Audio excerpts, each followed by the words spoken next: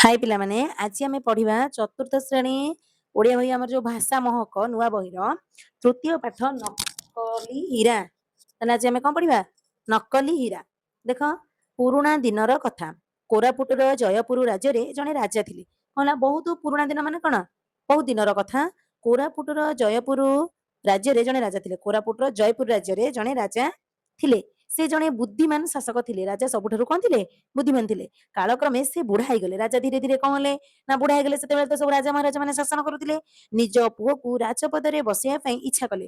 राजा कौन भाविले ना जेहेतु से वृद्ध हो गले पुओ को राजपदरे बसैया पुत्र को राज्य शासन सहायता करने जड़े ज्ञानी तथा बुद्धिमान परामर्शदाता खोजा को मनस्थ कले। से चाहूले जेहेतु पुओ राजा सिंहासन बसु बोली तेणु पुओ को बसैया जड़े ज्ञानी आ कौन बुद्धि थी जी कि भल परामर्श दे पारुथिबा सहयोगी करि पारुथिबा बाछिले बाछिया चाहिए कारण राजा चाहूले एकमात्र पुओ जड़े लोकप्रिय राजा भाव में ख्याति अर्जन करू। राजा जेपरी जड़े भल शासक थे सी चाहूले पुओ राजा भल राजा हो लोकंर प्रिय हो तेणु राजा भल परामर्शदाता खोजुले। राजा दरबार रे मंत्री और पारिषद मार्ग उपस्थित रही समस्त उपस्थित थे। राजा समस्त को संबोधन कर पचारे मु तुम राजा कहले मु तुम मान को एक प्रश्न पचार चाहे दयाकोरी यार स्पष्ट तथा ठीक उत्तर दिंतु। राजा कहले मु तुम मान गोटे प्रश्न पचारि तुम्हें तार ठीक उत्तर दब आपण मैंने कहतु मु जड़े ज्ञानी ओ सचोट राजा कि माने एक किए पचारे राजा पचारे राजा उत्तर में सब मंत्री परिषद मैंने समस्ते थे कौन कहले निसंदेह महाराज आपण परी सचोट और बुद्धिमान राजा आउ कहीं नहांती।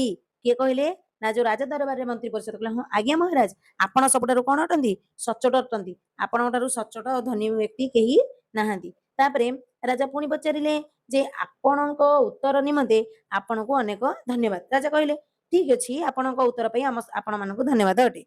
राजा मंत्री पारिषद मान उत्तर शुणी आनंद उपहार स्वरूप समस्त गोटे गोटे हीरा मोहर प्रदान कले। समस्त गोटे गोटे हीरा मोहर माने हीरा मुदी हीरार पात्र गोटे पात्र हबनी तो मुदी मोहर मुदी देले। एही समय रे राजा देखिले सबु पारिषद हीरा मोहर नहीं खुशी चलीगले मात्र जड़े युवक चुपचाप आखिरे ठिया हो गले।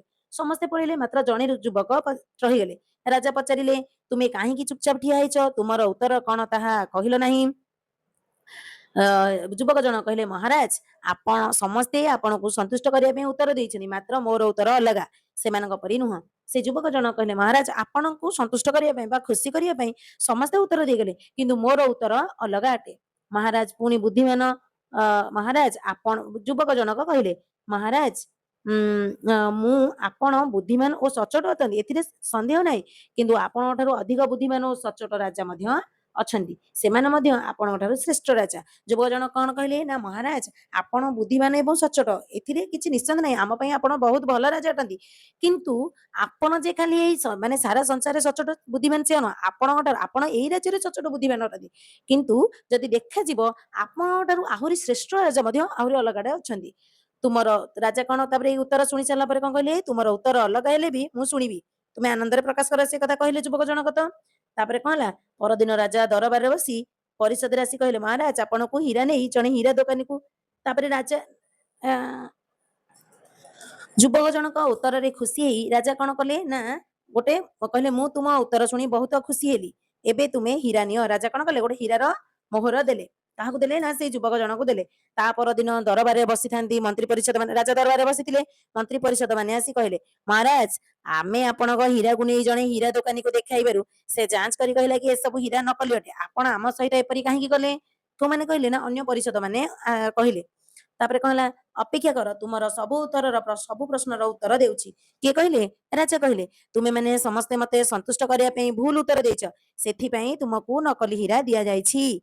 किए कहले राजा कहले मते खुशी करिया पई तमे जेहेतु सब भूल उत्तर देला तुमको सेथि पई कोन करागला नकली हीरा देगला। प्रकृत रे आमे काको खुशी करिया पई केबे हेले मिछ कहबा नै कारण सेही मिछ ही ताको बहुत असुविधा रे पकई परिबा जोटा ठीक जोटा हमको ठीक लागिबो सेटा ही सबले कहबा किंतु एही युवक जनक मो प्रश्नर उपयुक्त उत्तर देइतरु ताहाको असली हीरा देइछि।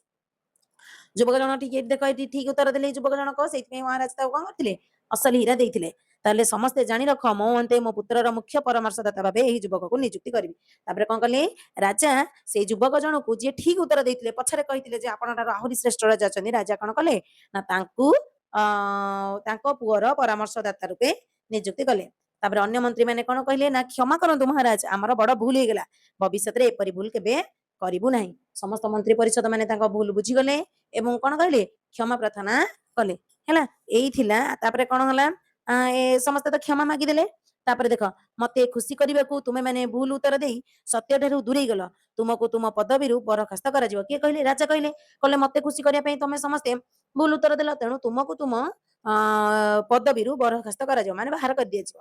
ତାପରେ କଣ ହେଲା କର୍ମ ହିଁ ଭଗବାନ ସତ୍ୟ ଅହିଂସା ସଚୋଟପଣିଆ ମଣିଷର ପରମ ଧର୍ମ ସତ୍କର୍ମର ଫଳ ସର୍ବଦା ମିଠା ହେଇଥାଏ। କିଏ କହିଲେ ରାଜା କହିଲେ ତେଣୁ କର୍ମ ହିଁ ଆମେ ସର୍ବଦା ଠିକ କାମ କରିବା ସଚୋଟପଣିଆ ହବା ଏଇଟା ହିଁ ମଣିଷର ପରମ ଧର୍ମ ବୋଲି କିଏ କହିଲେ ରାଜା କହିଲେ ସବୁ ପ୍ରଜା ମାନଙ୍କୁ। ତାପରେ ଏଇଟା ଯୁବକ ଜଣଙ୍କୁ କହୁଥିଲେ କାରଣ ଯଦି ଆମେ ସତ୍କର୍ମରେ ଯିବା ତା ଫଳ ହିଁ ମିଠା ହବ। ଦେଖ ଯୁବକ ଜଣକ ଠିକ କର୍ମରେ ଗଲା ବୋଲି ସେ ଆଜି ରାଜାଙ୍କର ପ୍ରିୟ ପାତ୍ର ହେଇପାରିଲା। ଆଜ୍ଞା ମଣିମା ବୋଲି କିଏ କହିଲେ ନା ଏଇ ଯୁବକ ଜଣକ କହିଲେ।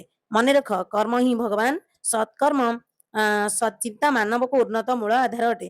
ତେଣୁ ସଚ୍ଚୋଟ ପଣିଆ ହେଉଛି ମାନବିକତା ତୋଷମାଦ କରିବା ଅନୁଚିତ ତୁମେ ମାନେ ପ୍ରତ୍ୟେକ କାର୍ଯ୍ୟ ପ୍ରଜା ମାନଙ୍କ ହିତ ପାଇଁ ହେବା ଉଚିତ। ତେଣୁ ଆମେ ସର୍ବଦା ଏଇ ରାଜାଙ୍କ ଠାରୁ କଣ ଶିଖିଲେ ସବୁବେଳେ ସତ କହିବା ସଚ୍ଚୋଟ ହେବା ନିର୍ବିକାରରେ କହିବା ତେବେ ଯାଇ ଆମେ ଆମର ଲକ୍ଷ୍ୟ ସ୍ଥଳରେ ପହଞ୍ଚି ପାରିବା।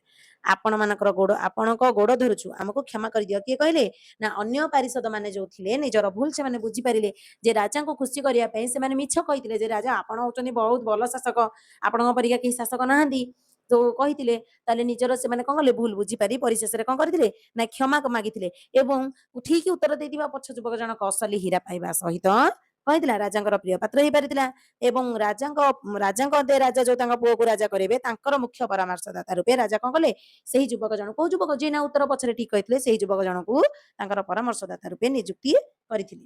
ଏହି ହିଁ ଥିଲା ଅସଲି ନକଲି ହୀରା।